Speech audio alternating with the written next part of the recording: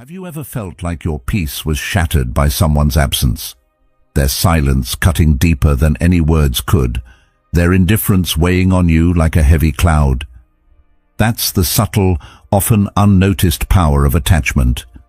It's like handing someone the reins to your inner world, letting them decide when you rise, when you fall, and when you feel whole. Slowly, without even realizing it, you become a prisoner to their choices, their actions, their moods. But what if I told you that you don't have to live like this? What if you could reclaim your peace and strength, break free from the emotional chains that bind you? The Stoics warned us long ago, you have power over your mind, not outside events. But how many of us give that power away, letting others control our emotional state? Detaching from people, especially when it's painful, isn't about turning cold or heartless. It's about remembering who you are beneath the layers of other people's influence. It's about reclaiming your inner peace, your sense of self-worth, and your autonomy. It's about breaking the chains that you never realized you forged. If you're ready to explore how to truly let go and step into a life of clarity, peace, and strength, hit that subscribe button. This isn't just about watching a video, it's about choosing to transform your life one step at a time. Together, we'll embark on this journey of self-discovery, grounded in Stoic wisdom and the power of detachment. Emotional attachment is a curious thing. It starts off so subtly, so innocently. A smile, a shared moment, a gesture that feels like connection.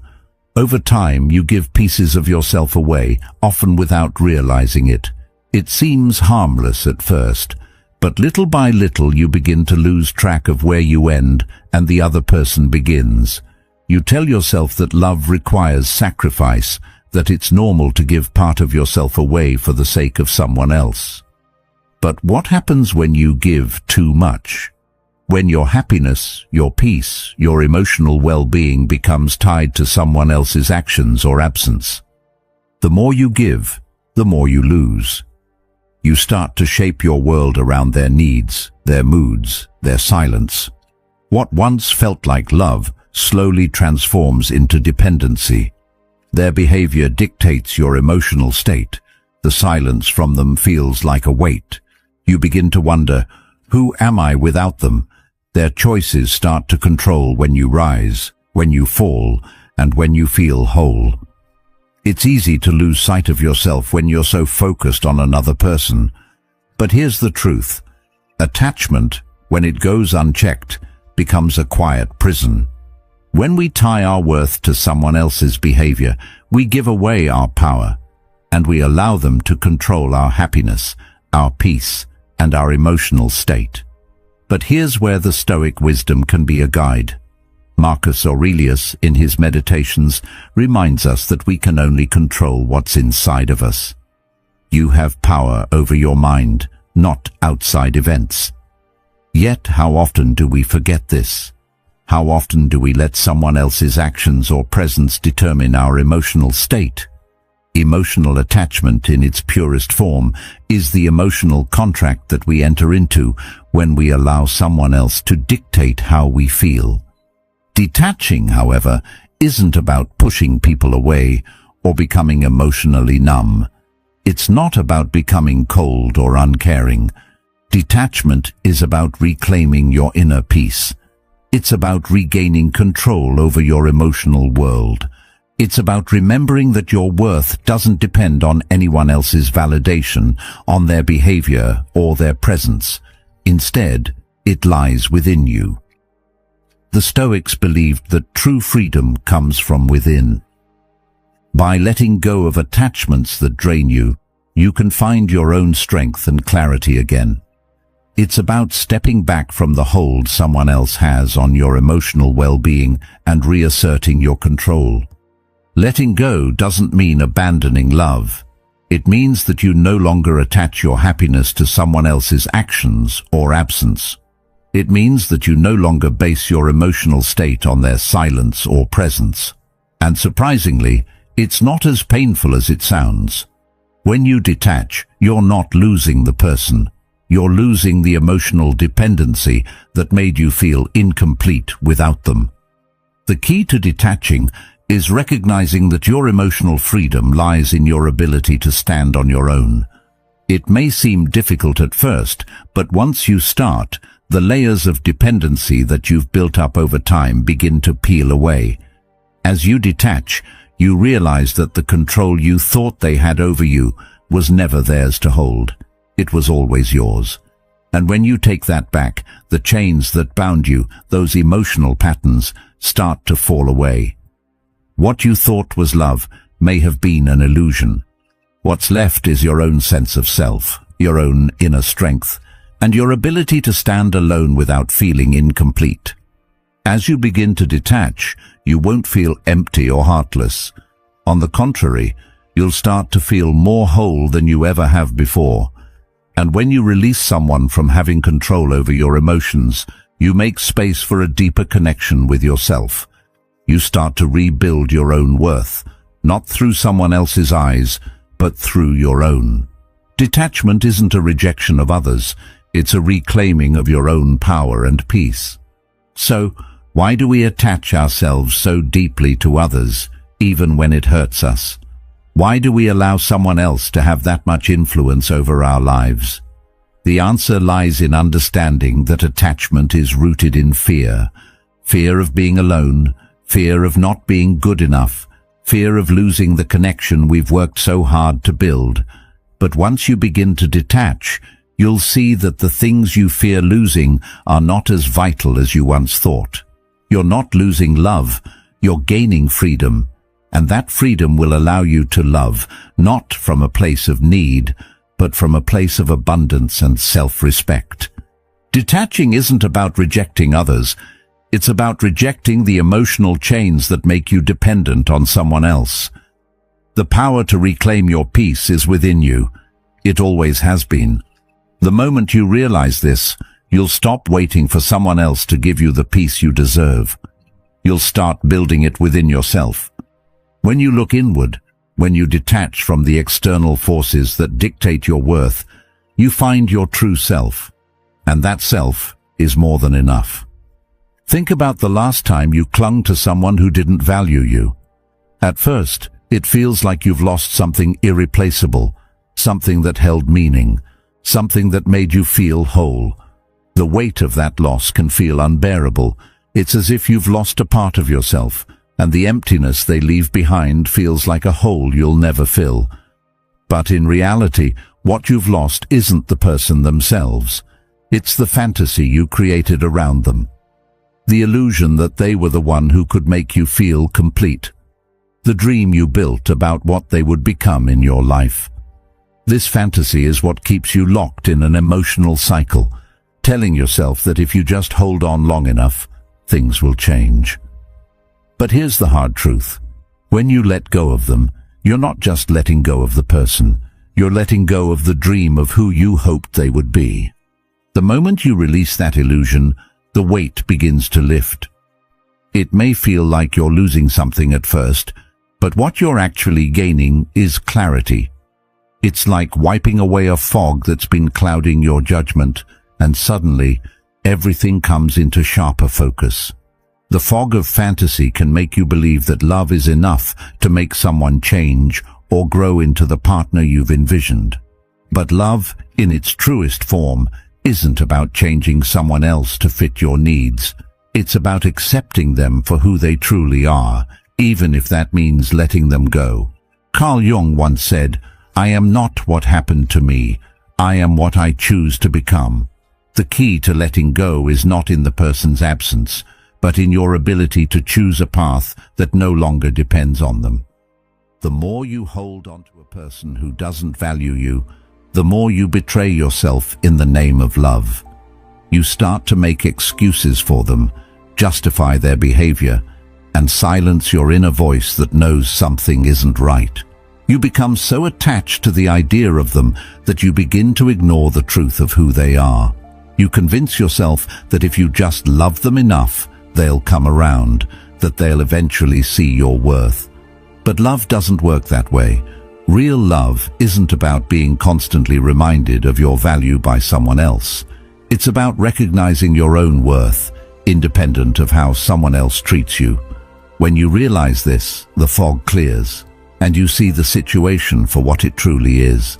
Letting go of someone who doesn't value you is one of the hardest things to do because it forces you to confront the truth that they were never the solution to your happiness. The truth is simple, though. It's not about losing something real. What you're losing is the fantasy, the dream of what could have been. And when that fantasy fades, you gain clarity. This clarity doesn't come easily, and it doesn't come without its challenges. It can feel painful at first, like a part of you is being ripped away. But once you allow that space to open, you begin to rebuild. You begin to focus on yourself, on your own growth, and on the things that truly matter.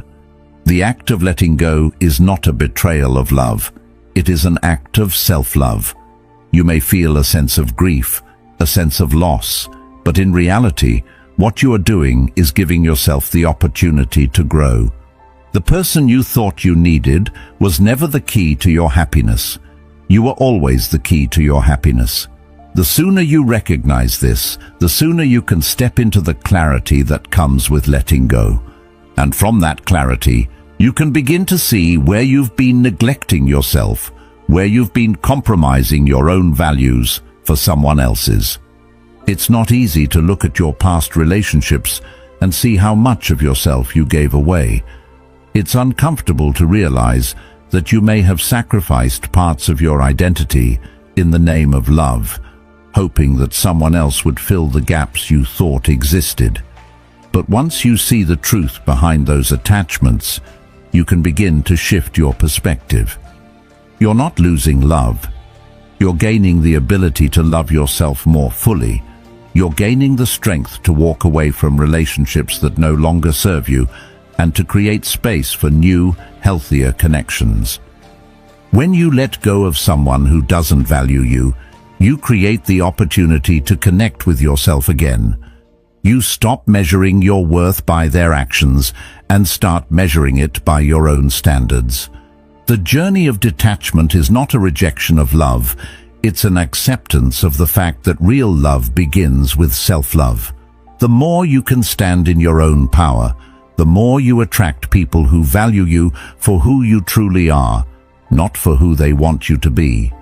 You no longer need someone else to validate your existence. You start validating yourself. The clean break you make from the fantasy allows you to step into the freedom of your own authenticity. You stop pretending to be something you're not just to fit into someone else's version of love. You become your true self, and in doing so, you invite the kind of love into your life that is rooted in mutual respect and appreciation. This isn't an overnight change. It's a gradual process of rediscovering who you are without the influence of someone else's expectations. But every step you take in this direction is a step toward reclaiming your peace and your power. Letting go of the fantasy is not about erasing memories or pretending the past didn't matter. It's about recognizing that the person you thought you needed was never the one who would complete you. You are already whole, and when you accept that truth, you begin to see that everything you once thought you needed to be happy was already within you. The road to self-love is not always easy, but it's always worth it. Letting go allows you to create space for the life you truly deserve, one where you don't rely on anyone else's approval to feel whole. You are the key to your happiness. You always have been. Pain at its core is not something to run from. It's not an enemy to be avoided or a burden that's meant to break you. In fact, pain is one of the most valuable teachers you'll ever have. It's the kind of teacher that doesn't ask for your permission to show up, but once it arrives, it forces you to listen. Most people try to push it away, to numb it, to distract themselves from the sting, but in doing so, they miss out on the lessons it offers. The moment you start asking yourself, "What can I learn from this?" instead of "Why did this happen to me?" everything shifts. What once felt like a punishment now becomes a stepping stone to wisdom. The Stoics knew this truth. They believed that life has a way of repeating its lessons until we learn them. If we don't grasp the lesson, we'll see the same patterns play out in different forms, time and time again. But when we finally learn, when we truly understand the purpose behind the pain, that's when the cycle ends. In that moment of realization, you reclaim your power. Carl Jung said, "There is no coming to consciousness without pain." This is the paradox of pain. It doesn't just harm us, it shapes us. The kind of growth that happens in the midst of hardship is unlike any other. It forces us to question our assumptions, challenge our limitations, and reframe our entire worldview. It's in those painful moments that we discover the depth of our resilience. When everything is stripped away, when we're forced to confront what's left, we find the strength we never knew we had. It's not that we become stronger because of pain, but that we become aware of how strong we already were. But here's where it gets deeper. Pain is not just about suffering, it's about understanding. When we view pain as a tool for growth, we stop being victims of our circumstances. Instead, we become active participants in our own healing. The pain you feel from a broken relationship, a lost opportunity, or a failed dream isn't just random or meaningless. It's there to teach you something.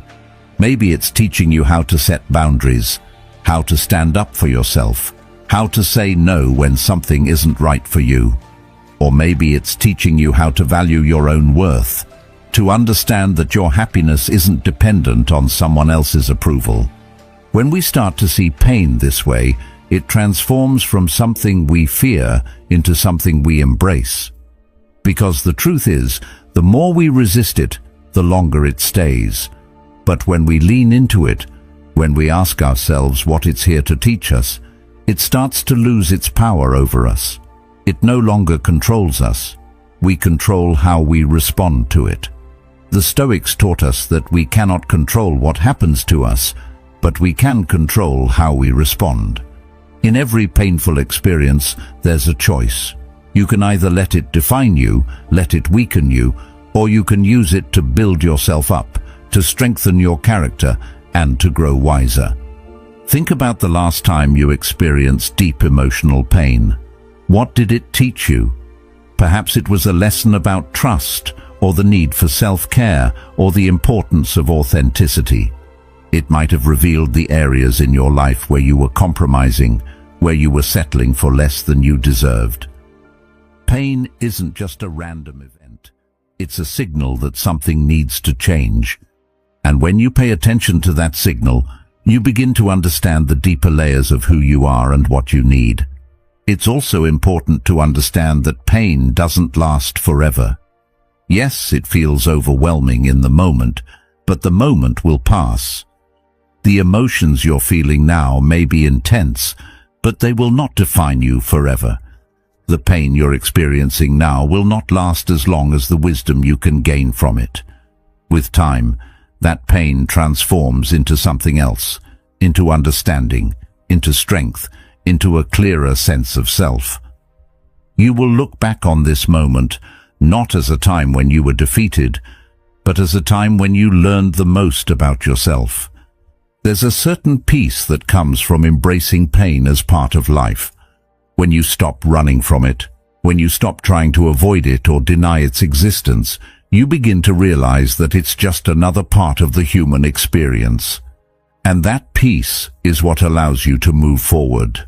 The pain may have been intense, but it didn't break you. It may have hurt, but it didn't destroy you. You are still standing.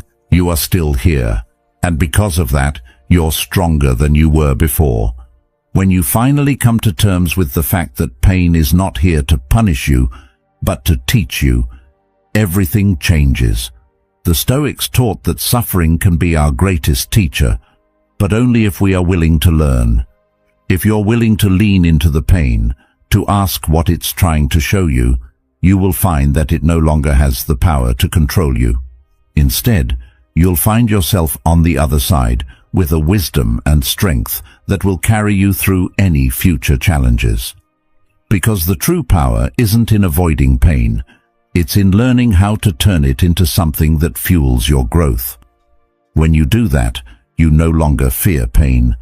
You see it as a necessary part of your evolution, and from there you move forward, not just surviving, but thriving.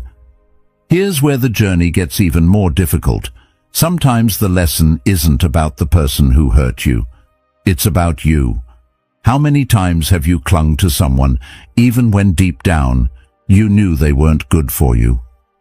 How many times have you ignored your own needs, compromising yourself to keep someone around, hoping that by doing so they would finally see your worth? It's easy to point the finger at someone else, to blame them for the pain you feel.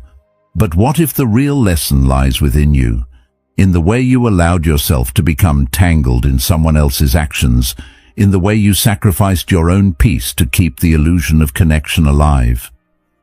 Facing this truth is never easy. It can feel like a gut punch, like you've been running from your own reflection, only to find that the problem was always right in front of you. But these realizations, as painful as they are necessary for growth. Every time you've given someone more of yourself than they gave you, every time you've let your boundaries blur in the name of affection, you've betrayed your own needs. Maybe it was because you were afraid of being alone, or maybe you craved validation, the kind that made you feel seen, valued, and heard. Whatever the reason, the truth is that you put someone else's needs before your own, allowing yourself to be wrapped up in their world without considering your own. And in doing so, you became lost in their patterns, their desires, their expectations. Carl Jung said, "The privilege of a lifetime is to become who you truly are." But how can you do that if you've spent so much of your life trying to be who someone else wants you to be? How can you see who you truly are when you're so tangled in the illusions of who others think you should be? The real challenge is in recognizing where you've allowed yourself to fall into those patterns. It's easy to blame the other person for the way things turned out, to point to their actions as the reason for your pain. But what if the real question is, how did you let this happen? What part of you was willing to accept less than you deserve? What part of you was afraid to walk away, to set boundaries, to put yourself first? When you start asking these questions, you begin to peel back the layers of your attachment. It's not about blaming yourself, but about understanding the depth of your own emotional patterns, the ways in which you've allowed someone else's behavior to shape your emotional world. When you begin to untangle these knots, you realize that the only way to break free is to acknowledge how deeply you've tied yourself to someone else's choices. As you begin to see this, it becomes clearer that the real work is in reclaiming your power. You've given pieces of yourself away, piece by piece, without even realizing it, until one day you wake up and find you no longer recognize who you've become. You've built your life around someone else's presence, their approval, their love. But once you start to see your own patterns, to understand where you've betrayed yourself, you begin to rebuild. The key is not in blaming the other person, but in understanding why you allowed yourself to stay in a situation that didn't serve you. What part of you was afraid to let go? What part of you thought that you weren't enough on your own? It's in this understanding that real transformation begins. Jung's idea of individuation, the process of becoming your true self, applies here. The first step in that journey is acknowledging the patterns you've been living in and realizing that they were never truly your own. You were living according to someone else's script, letting their actions dictate how you felt about yourself. The real journey starts when you reclaim your story, when you stop allowing someone else's choices to define your happiness.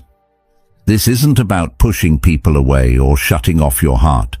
It's about recognizing that your emotional well-being is not reliant on anyone else but you. In this process, you'll likely uncover some uncomfortable truths. You may realize that you've been accepting behavior that you wouldn't accept from anyone else. You may see how your fear of being alone led you to settle for less, how your need for validation led you to give away your peace. These realizations sting, but they're also the catalyst for real change. When you begin to see where you've betrayed yourself, where you've allowed your needs to go unmet in favor of someone else's, you begin to understand the depth of your attachment. You start to recognize the patterns you've been living in, and from there, you can start to untangle yourself. The process of letting go doesn't happen overnight. It's a gradual, sometimes painful journey of understanding who you are, apart from the person you thought you needed. It's about rediscovering your own worth, your own value, without relying on someone else's approval to confirm it. It's in this space of detachment that you find your true power. And once you've untangled yourself from the emotional patterns that have kept you stuck, you'll realize that the only thing standing in the way of your freedom was you. Emotional detachment is not about shutting down or closing off.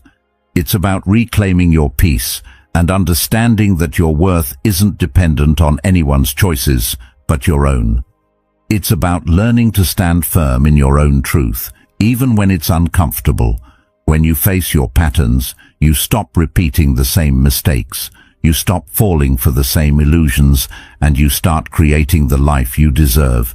Because when you understand your own patterns, when you stop betraying yourself for someone else, you open the door to a new reality, one where you hold the keys to your own happiness and peace. When you don't set boundaries, you're essentially allowing others to tell you how you should feel, how you should respond, and who you should be. It's an unconscious surrender of your emotional autonomy. But when you begin to set those boundaries, something profound happens. You take back control. You begin to decide what is acceptable and what isn't in your life, in your relationships, and in your emotional world. Setting boundaries is an act of self-respect. It's a commitment to yourself, a declaration that your peace, your energy, and your time are valuable. And as you set those boundaries, you create space to rediscover who you are beneath the noise, beneath the chaos of other people's demands. Many of us fear setting boundaries because we don't want to upset others. We fear rejection, conflict, or being seen as selfish. But here's the truth. Not setting boundaries doesn't make you compassionate or loving. It makes you a doormat. It makes you someone who is willing to lose themselves to maintain harmony, even if that means your own well-being is compromised. Setting boundaries isn't about being cruel or harsh. It's about ensuring that you are treated with the same respect you give to others. It's about refusing to tolerate behavior that undermines your sense of self-worth. And the more you practice this, the easier it becomes to reclaim your energy, your peace, and your autonomy. One of the hardest things to come to terms with is realizing how much we've allowed others to influence our emotional state. Think about the last time you were emotionally drained by someone, maybe a friend, a partner, or a family member. When you look back, you might find that the reason you were so exhausted wasn't just because of their actions, but because you let their behavior determine your mood, your actions, and even your self-worth. You may have let them push your buttons, trigger your insecurities, or make you feel less than. But once you recognize that, you realize how much power you've been giving away. And that realization is the key to taking it back. Setting boundaries is not a one-time event. It's a continual practice. Every time you say no to something that doesn't serve you, every time you stand firm in your values and needs, you're strengthening your boundaries and reclaiming your peace. It may feel uncomfortable at first, especially if you're not used to standing up for yourself, but with time, it becomes easier. You'll start to notice that the more you set boundaries, the more you begin to attract people who respect you, who honor your energy, and who understand the value of healthy relationships. Boundaries act as a filter, allowing only those who are aligned with your values and goals to enter your life. They create a space where you can be your true self without fear of being taken advantage of. But let's be clear. Setting boundaries doesn't mean cutting people off or creating walls that isolate you. It means protecting your emotional space from being invaded while still maintaining healthy, respectful connections. Boundaries help you distinguish between what is your responsibility and what is someone else's. They allow you to give without losing yourself, to love without sacrificing your peace. This is where emotional detachment becomes liberating. You can still care about someone deeply, but you no longer depend on their behavior to define your emotional state. You love them from a place of strength, not need. And in setting boundaries, you also begin to practice self-love. You begin to honor your own needs, your own desires, and your own limits. This is the essence of reclaiming your power. The more you prioritize your own peace, the more you build a foundation of inner strength that nothing can shake. The more you say no to what drains you, the more you say yes to what nourishes your soul. This isn't about being selfish. It's about being self-aware, self-respecting, and self-sustaining. You become the keeper of your own emotional world, and with that, you find a peace that no one can take away. Setting boundaries isn't always easy, but it is always necessary. The more you practice it, the more you reclaim your energy, your peace, and your power.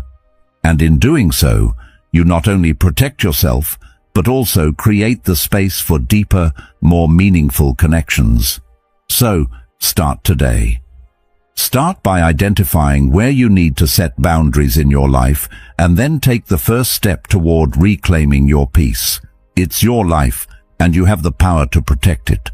Solitude often feels like a void, a space filled with loneliness and longing.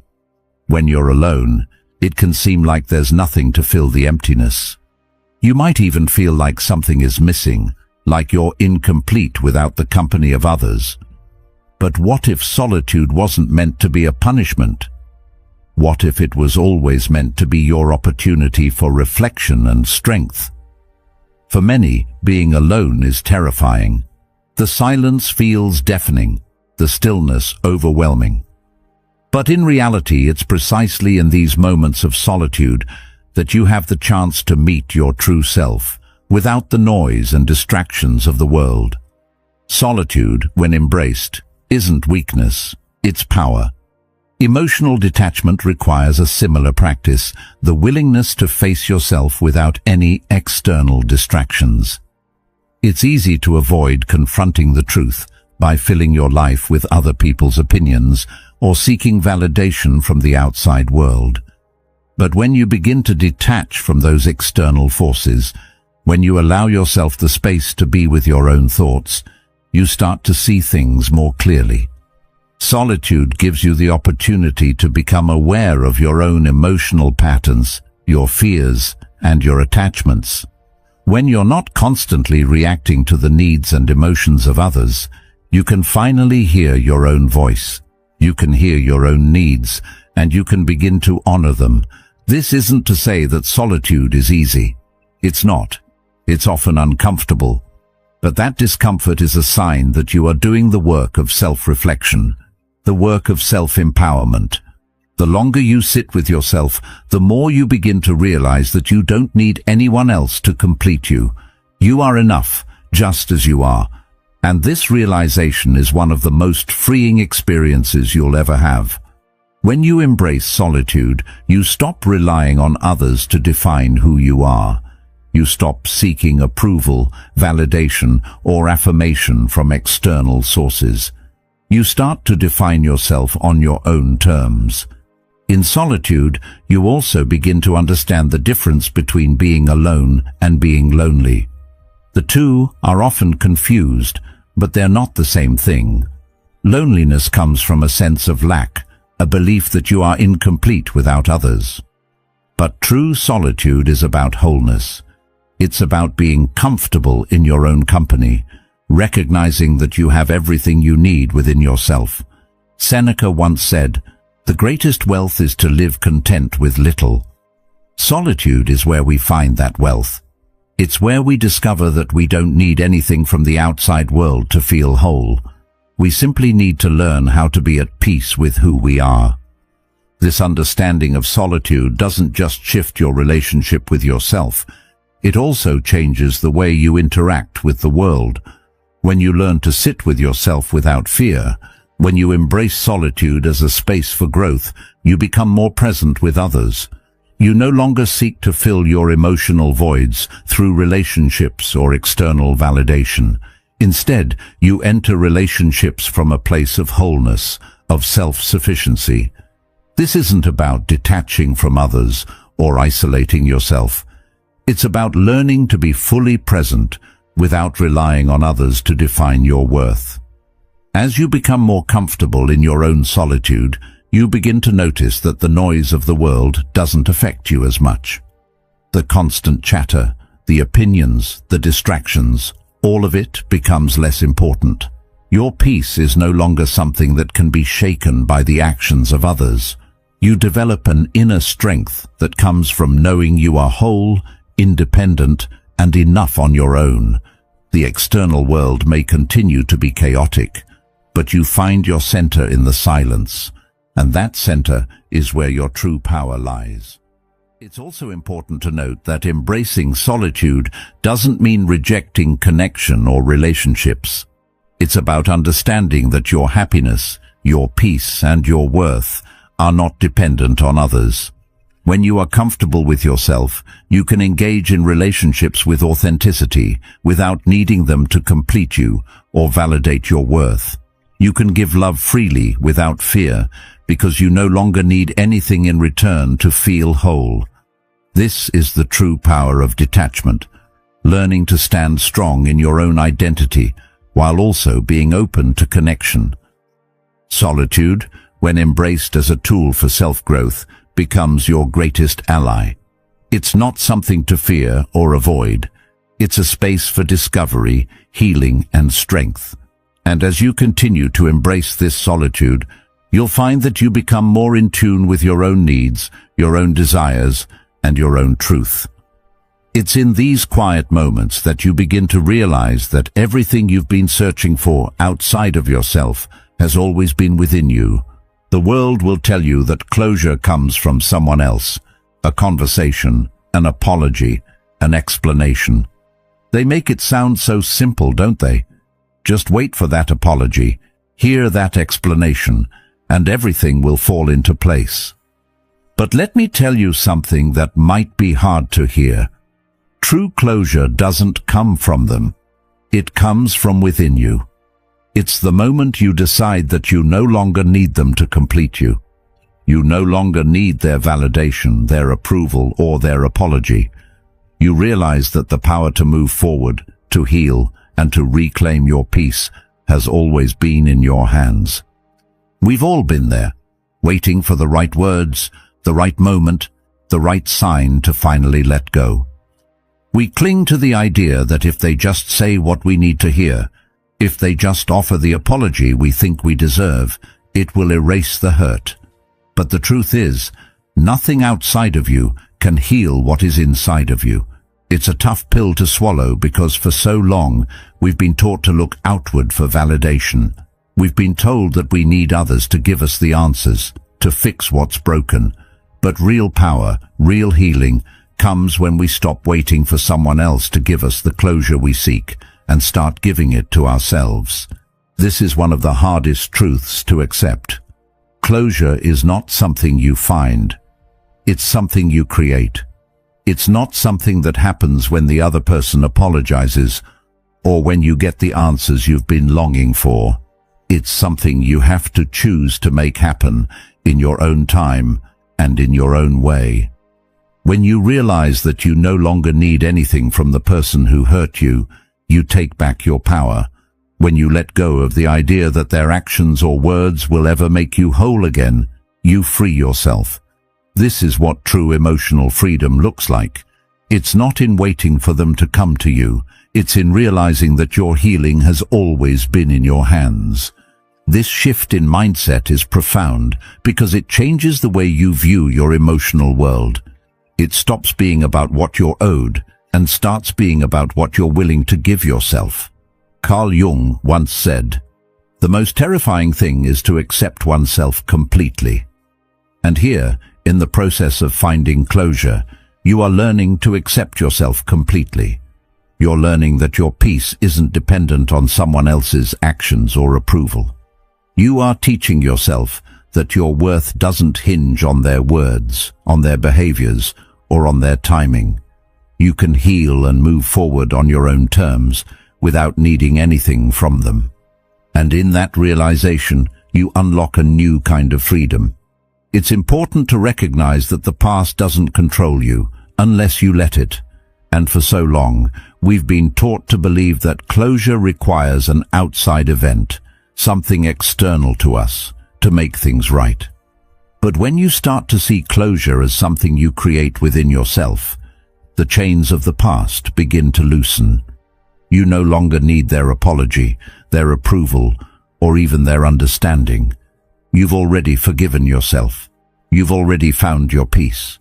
When you let go of the need for them to fix the past, you free yourself to build something new in the present. The Stoics believed that what we do now echoes in eternity. What you choose to do now, in this moment, is what will shape your future. The past may have shaped who you are, but it doesn't define who you will become. There's something incredibly empowering about choosing to let go without needing anyone else to provide the closure. It's an act of reclaiming your emotional autonomy, your ability to decide how you move forward and how you feel about yourself. It's about realizing that the person who hurt you doesn't get to control your future. Your future belongs to you. Their actions can no longer hold you in place. When you stop looking outside for closure and start creating it from within, you stop being a victim of your circumstances and start becoming the author of your own story. You take back the pen and write the next chapter of your life, free from the weight of past hurts and unresolved feelings. Think about the times when you've sought closure from someone else. How long did you wait? How many times did you find yourself stuck, replaying old conversations, hoping for a different outcome? The truth is, the more we wait for them to provide the answers we seek, the more we tie ourselves to them emotionally. We give them the power to control how we feel, to control how we move forward. But when we choose to find closure within ourselves, we stop giving them that power. We stop letting their actions dictate our emotional state, and we reclaim our peace. It's not about pretending the past didn't happen or that it didn't hurt. It's about accepting that the past is done, and the only thing you can control now is how you move forward. So, let go of the illusion that closure requires someone else to make it happen. Choose to move forward, not because you've gotten an apology or an explanation, but because you realize you don't need those things to heal. You've already healed yourself. You've already given yourself permission to let go. The power has always been in your hands, and once you realize that, you begin to experience a peace that doesn't depend on external validation. It doesn't depend on anyone else. It's yours to keep, yours to create, and yours to protect.